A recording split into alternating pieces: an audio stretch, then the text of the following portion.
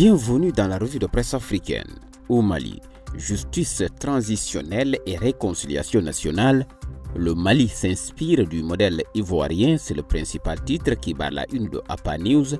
Une délégation de la commission Vérité, Justice et Réconciliation du Mali, conduite par son président Ousmane Oumarou Sidibé, a échangé à Abidjan avec la ministre ivoirienne de la Femme, de la Protection de l'Enfant et de la Solidarité en vue d'inspirer du modèle ivoirien de réconciliation et de justice transitionnelle, souligne le site. Pour y parvenir, Mariatou Konaté explique que la première chose à faire est de mettre l'accent sur la sensibilisation et la communication afin que les populations se sentent impliquées et concernées par ce processus.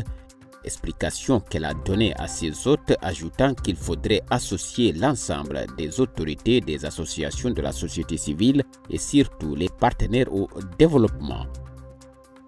Au Rwanda, un comité anti-torture de l'ONU interrompt sa visite en raison d'obstacles dressés par les autorités et de crainte que des personnes interrogées puissent être victimes.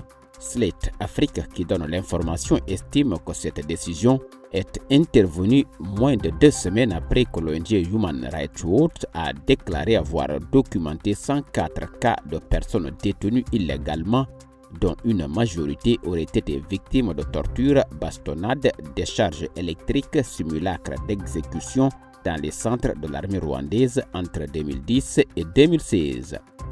En République démocratique du Congo, des combattants à répétition entre les forces armées de la RDC et des groupes armés ont fait plus de 50 000 déplacés internes entre septembre et octobre dans les territoires de Fizi, Uvira, Chabunda et Kalehe au sud de Kivu.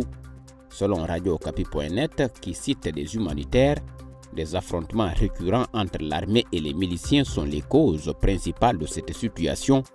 Seuls 20% d'enfants déplacés sont scolarisés et 80% de la population consomme l'eau non traitée qui les expose aux diverses maladies, déplorent les humanitaires, rapporte le site. Au Burkina Faso, Kouassi.com nous apprend sa une que le coordonnateur du cadre d'expression démocratique, Pascal Zaïda, et 3 autres personnes ont été interpellés ce week-end par la police nationale lors d'une manifestation contre la malgouvernance à l'appel de certaines organisations associatives. Au regard des risques de troubles à l'ordre public liés à cette manifestation, les autorités communales ont donné un avis défavorable à sa tenue. Malgré cette interdiction, nos confrères rapportent que les organisateurs ont maintenu leur projet et ont invité leurs militants à se rendre au rond-point des Nations Unies à partir de 8 heures pour manifester.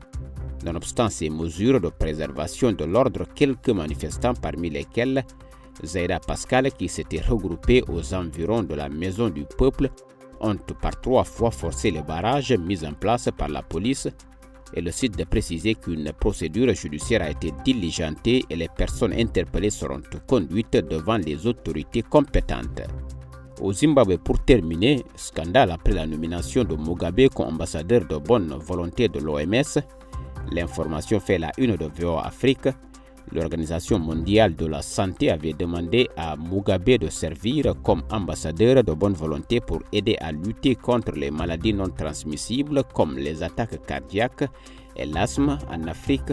Selon le site, sa nomination cette semaine a suscité de la confusion et de la colère chez les militants qui insistent sur le fait que le système de santé du Zimbabwe, comme beaucoup de ses services publics, s'est effondré sous le régime autoritaire de Mugabe, soulignent nos confrères.